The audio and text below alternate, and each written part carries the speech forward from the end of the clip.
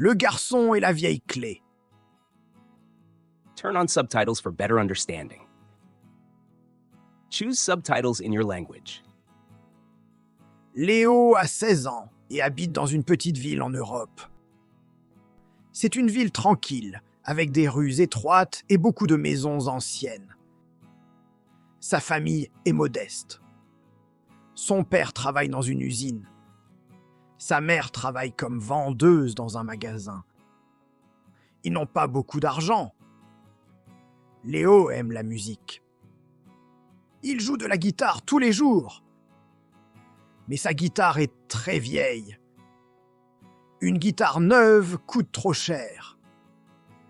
Il regarde souvent les vitrines des magasins de musique. Il rêve d'une nouvelle guitare. Un jour, Léo cherche un livre dans un tiroir. Il trouve une petite boîte et l'ouvre. La boîte est pleine de petits objets, des boutons, une montre cassée, des pièces. Et à l'intérieur, il trouve une vieille clé en métal, lourde, ancienne. Sur le métal, il y a un petit symbole de mélodie. Il est gravé, presque caché. Léo montre la clé à sa maman. « Maman, regarde cette clé. Tu sais ce que c'est ?» Sa mère le regarde un peu surprise. « Je ne sais pas. Peut-être c'est à ton frère. C'était peut-être dans ses affaires. Tu sais, avant qu'il parte en Belgique. C'est une vieille clé. Elle est spéciale. Regarde le dessin. Tu crois qu'elle ouvre quelque chose d'important ? Peut-être. Mais je ne sais pas, mon chéri. » Léo téléphone à son frère. « Salut, comment vas-tu ? Tu te souviens d'une vieille clé ? Une avec un petit symbole de musique. » Son frère rit doucement au téléphone. « Ah, cette clé ! Oui, je me souviens un peu. Je l'ai trouvée un jour, ou quelqu'un me l'a donnée. Je l'ai gardée parce qu'elle était jolie. Tu sais d'où elle vient ? Non, désolé, je n'ai jamais su. Peut-être c'est juste une vieille clé sans maison. » Léo cherche, il réfléchit, il imagine. Mais il ne trouve rien. Alors il laisse tomber et il oublie. 2 ans plus tard, un soir d'été, Léo est avec ses amis. Il marche lentement dans une vieille rue. Et puis, il passe devant une maison abandonnée. Elle est grande et très vieille. Les fenêtres sont fermées avec du bois. Il regarde la porte. La poignée est en métal, très usée mais belle. Et là, il voit le même symbole de musique. Le garçon rentre vite chez lui. Il cherche la clé partout. Il ouvre les tiroirs, les boîtes, les sacs. Rien du tout.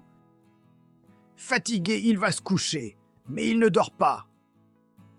Léo pense à la maison, au symbole, à la clé. La nuit, il rêve. Il est dans la vieille maison. Il monte un escalier en bois.